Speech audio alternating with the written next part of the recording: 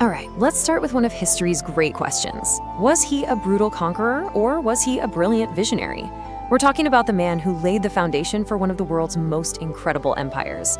And, his story really makes us ask what it truly takes to build something that lasts. So our story kicks off with just a number, 12,000.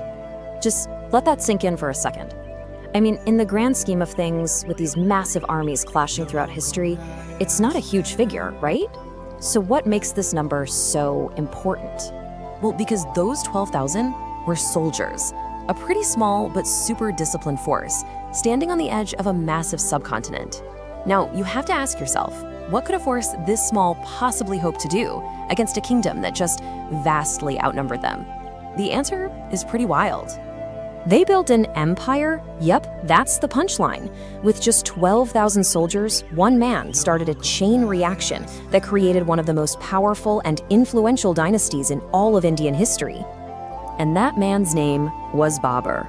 He's the main character in this whole incredible story, the architect of what would eventually become the vast Mughal Empire.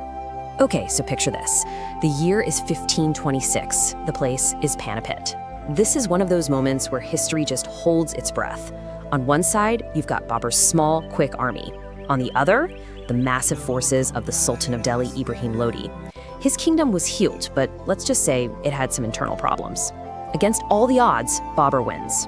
And with this one battle, the destiny of a whole subcontinent is changed forever. So, this gets us right to the heart of it. A guy shows up, wins a huge battle, and takes power. Is he just another name on a long list of conquerors, driven only by ambition? Or did he have a much bigger plan in mind right from the start? That's what we're going to unpack right now. All right, let's look at this from one angle first. What's the case for calling Babur an invader? I mean, the evidence seems pretty straightforward, doesn't it? If you look at it just based on what he did, the invader label seems like an open and shut case. I mean, he was an outsider from Central Asia. He didn't come to negotiate. He challenged the guy in charge, Ibrahim Lodi, on the battlefield. And yeah, he took over the territory using military force. From this perspective, it's a classic story of conquest, plain and simple.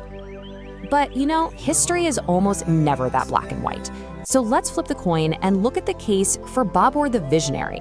What if that battle wasn't the end of the story, but just the first sentence of a much, much longer one? Our source uses a really specific phrase here. He laid the foundation of a vast empire. Now think about that wording. You don't lay a foundation with a single act of destruction. It's an act of creation. It suggests a long-term plan, a blueprint for something that's meant to last. And this slide breaks it down perfectly. An invader, they might just stop at step one, the conquest, but a visionary's plan is way more ambitious. After you win, you have to establish something. You don't just pack up and go home, you stay and build. And after that, you think about legacy, creating something that's going to outlive you, a dynasty. Babur didn't just do step one, he was in it for the whole journey. So where does that leave us? We've got two pretty compelling arguments for the same person, but they seem to completely contradict each other. Invader or visionary? How are we supposed to make sense of this? Okay, now what's really fascinating here is how this reframes the whole debate. It really is all about perspective.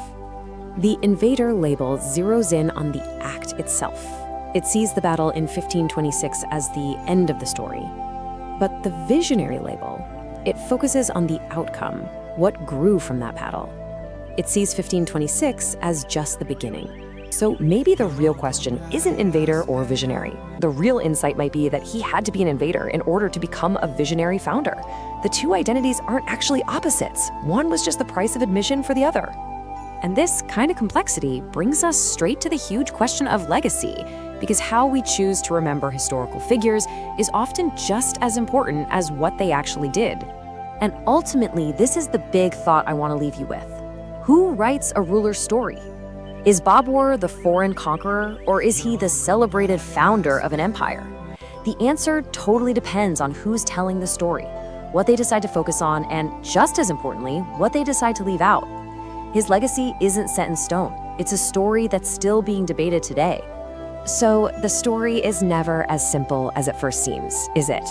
If you enjoy digging into these complicated threads of the past, Our source for this explainer, MZ History Unfolded, is an awesome place to find more stories just like this. It's a great way to continue the journey.